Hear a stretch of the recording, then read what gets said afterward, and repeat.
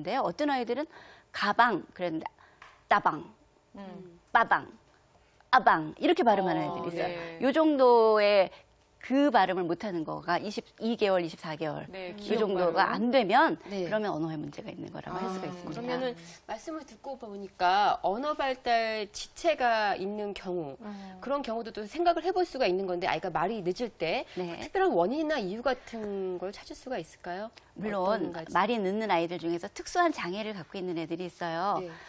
유전자의 이상으로 오는 뭐 네. 다운 증후군이라든가 아니면은 뭐 자폐 스펙트럼 장애 같은 것도 그럴 수가 있죠. 또 유전자 이상은 아니지만 태내 발달에서 문제가 있는 아이들도 있어요. 뭐 뇌성마비로 나온다든가 아니면 태어나자마자 열을 심하게 알아서 청각 장애가 됐다든가 예. 하는 특수한 장애들은 우리가 말을 안 하더라도 그냥 일반적으로 언어가 늦는 애들이 있거든요.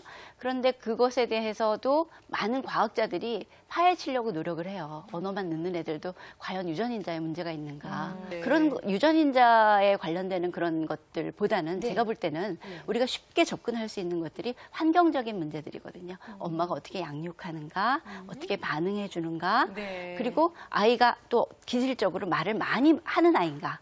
또 엄마가 그 기질적으로 많이 말을 하는 애들은 엄마한테 뭔가 막 물어보고 이렇게 말을 해요. 뭔가 가르쳐달라고 요구를 네. 해요. 그럼 엄마는 상호적으로 아, 이건 컵이야. 컵이지? 이거 물 마실까? 이렇게 말을 하게 되는데 말을 하나도 안 하고 혼자서 노는 애들한테는 말을 안 하게 되잖아요. 네, 그런 네. 자기 기질적인, 그러니까 자기 어떤 성격? 이런 것과도 관련이 네. 있을 수 있어요. 근데 요즘 이제 엄마들이 아이의 언어에 관심이 상당히 많다 보니까 뭐 한 18개월? 그러니까 채 만 두 돌이 되기 전부터 애가 말을 좀 빨리 안 하면 조급해서 어딘가를 막 찾아가려고 막 이러신단 말이에요. 네. 근데 정말 언어 치료가 필요한 경우는 어떤 경우인지 좀 이렇게 찝어서 얘기를 해주시면 좋겠어요. 네, 언어 치료는 일단 언어 장애가 있으면 언어 치료해야 되죠. 아까 말씀드렸던 그런 특수 장애가 있어서 언어 발달이 아주 늦은 경우. 그다음에 특수한 장애가 없더라도 아이가 의사소통이 스스로 안 된다고 생각하니까 막 떼부리는 애들이 있어요. 엄마한테. 네. 그리고 남들한테 놀림받는 아이. 유치원에 가면 선생님 제 애기인가 봐요. 애기래요. 애기래요. 이러고 애들이 놀려요. 친구들끼리도 차이를 느끼는 네. 거죠. 그렇게 놀림받는 아이들, 그리고 또 한 가지는 중요한 것이 산만한 아이들. 네. 그 나이 또래답지 않게 굉장히 산만한 아이들이 있어요. 그런 애들. 그다음에 인지 발달이 늦는 애들. 그리고 한 5세 정도 됐는데 지능이 나쁘지는 않는 것 같은데 읽기를 잘 못하는 애들. 이런 애들도 언어 치료 대상이 됩니다. 네, 그러면 언어 치료가 필요한지 그 진단받고 치료를 직접 받는 곳은 어디를 가면 돼요? 소아과를 가면 되는 건가요? 아니면... 보통 언어 치료실들이 동네에 많이 있어요. 언어 치료 센터라고 붙여진 데도 있고, 뭐 아동 발달 센터 안에 언어 치료실이 있는 곳도 있고, 예. 복지관 언어 치료실, 또 병원 안에도 재활의학과나 뭐 이비인후과 이런 곳에 언어 치료실들이 있으니까 예. 그런 언어 치료실로 찾아가셔서 언어 발달 상담 받으시면 되겠습니다. 네. 말에 대한 방송이 나가고 나니까 이런 질문들이 상당히 많이 올라오셨어요. 사실은 일상적으로도 많이들 궁금해들 하셨는데 왜 집안 통수라고 그러잖아요. 집안에서는 그냥 말을 청산 뉴스로 뭐 세상에 얘가 저런 말을 어디서 배웠어 할 정도로 말을 너무 잘하는데 밖에 나가면 딱 입 다물고 말 한마디도 안 하는 애들. 선생님 이거는 원인이 뭐예요? 그러니까 말을 멀쩡히 할 수 있는 능력이 있는데도 한 가지 상황 이상에서 말을 못하는 경우를 우리가 선택적 함구증, 선택적으로 네. 입을 다물었다라고 하는 거예요.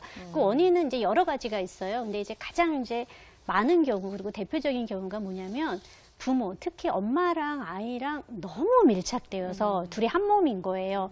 그러니까 엄마는 아이가 너무 연약한 아이라서 얘는 나 없이면 안 돼. 네. 그래서 과보가 많은 거예요. 그래서 어디 밖에 나가도 뭐 귀엽다. 얘 이름이 뭐예요? 그럼 애가 내 이름은 말하려고 그러는데 우리 애는요 다 해주는 거예요. 그래서 아이는 엄마는 내가 독립되기를 바라지 않는구나.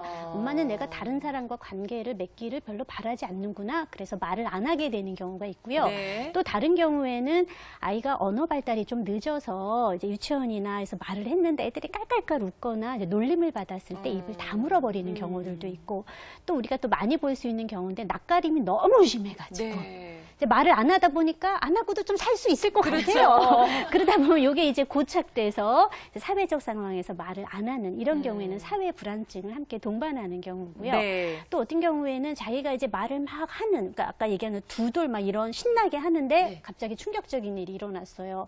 동생이 태어나서 아무도 나한테 관심을 안 보여준다거나 갑자기 아이가 뭐 어린이집이나 어딘 데를 이렇게 뜬금없이 가게 된다거나 뭐 누가 가족의 어떤 중요한 사람이 죽는다거나 하는 네. 충격적인 전문적인 경험을 했을 때도 아이들이 이제 입을 다물게 되는 경우가 있고 또 다른 경우는 부모님이 입을 열면 아이가 너무 듣기 싫은 말을 하는 거예요.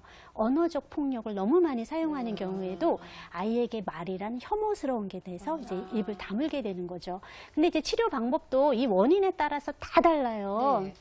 특히 이렇게 너무 밀착된 경우에는 엄마 보고 좀 애 좀 독립시키세요 라고 네. 가르쳐 줘야 되는 것들도 있고, 그런데 이게 이제 많은 분들이 뭐 애가 집에서는 멀쩡히 말을 잘하니까 별 아이 뭐 문제 크면 없겠거니. 낫겠지. 청소년기 이후에는 말은 다 한대요. 근데 뭐 최장 막 12년도 말을 안 해서 문제지. 네. 그래서 이게 그 한 번 발병하면은 보통 3년 이상을 말을 안 하는 경우가 많기 때문에 이거는 그렇게 그냥 냅둘 일이 아니라는 거예요. 그러니까 말은 하게 되지만 자기 표현 능력과 언어적 유창성에서는 그쵸. 손상이 오게 돼서 전문적인 개입을 이제 반드시 하셔야 되는데, 어쨌든 원인이 어쨌든 간에 아이는 조건화가 돼버린 거예요. 낯선 사회적 상황에서는 입을 확 다물어 버리는, 그렇기 때문에 그거를 우리가 탈조건화